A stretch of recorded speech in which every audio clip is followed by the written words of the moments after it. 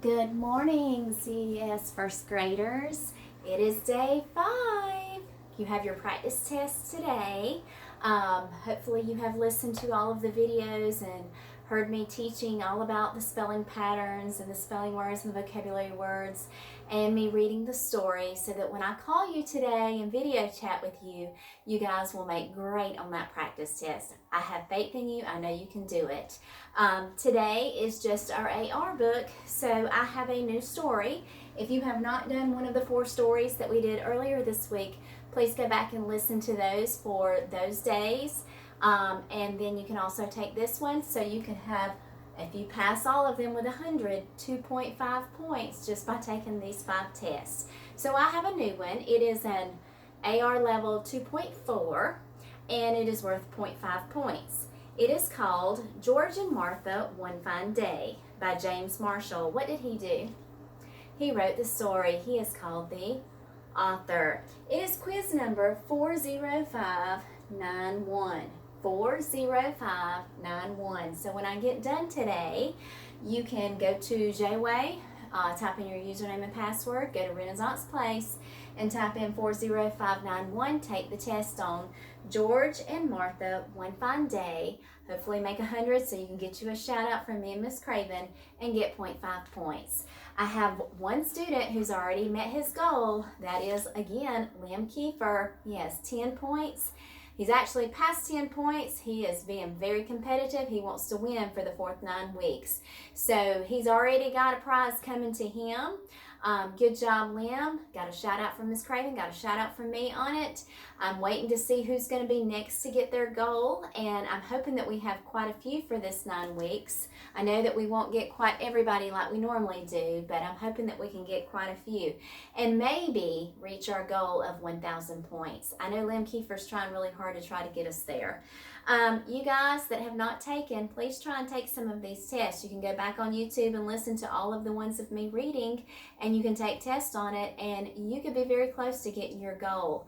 Also, you can go on Epic. Remember, they have lots of different titles there of AR books, thousands and thousands of books that you can listen to and read, and that will help you to get your goal of 10 points too.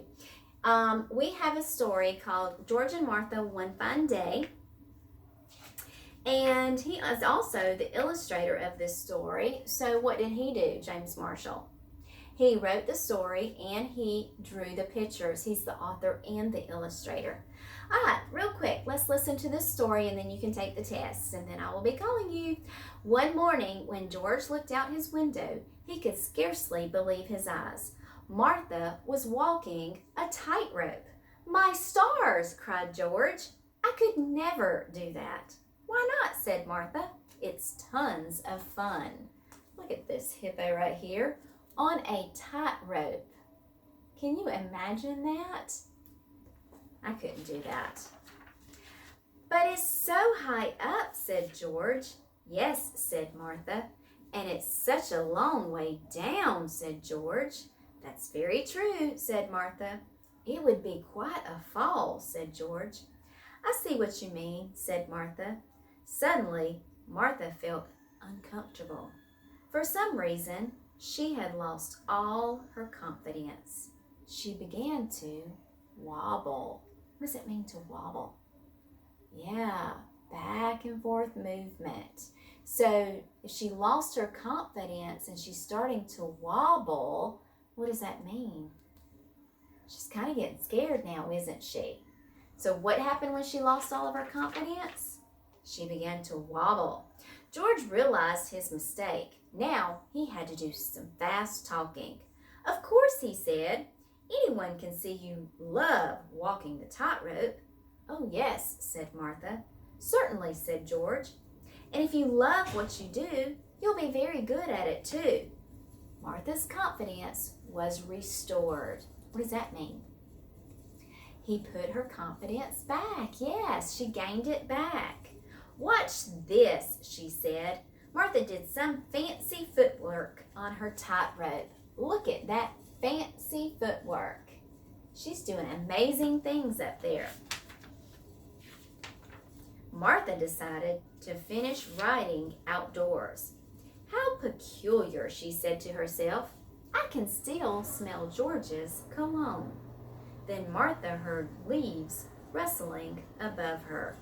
What did Martha find peculiar as she was under the tree? She could still smell George's cologne. Aha, she cried. You were spying on me. I wanted to see what you were writing in your diary, said George. Then you should have asked my permission, said Martha.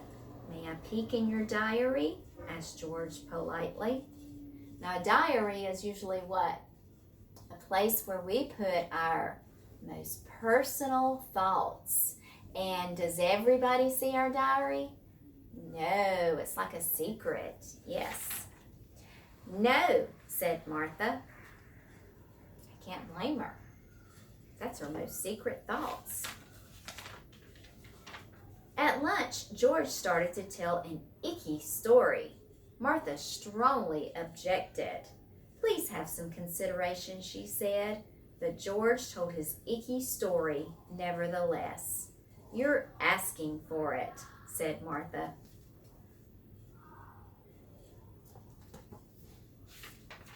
When Martha finished her lunch, she told an icky story.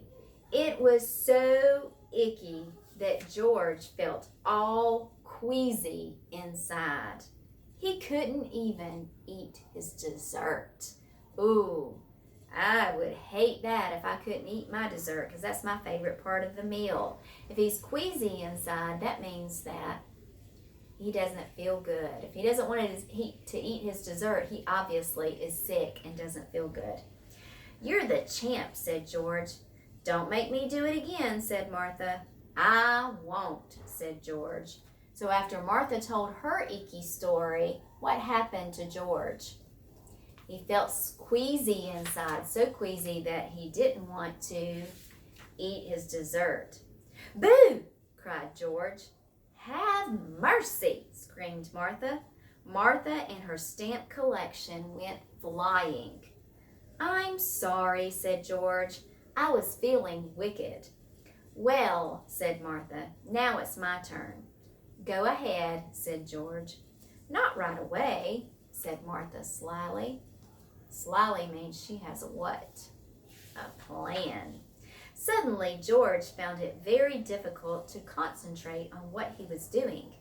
Any minute now, Martha is going to scare the pants off me, he said to himself. Have you ever heard that expression before? You scared the pants off of me. They really come off?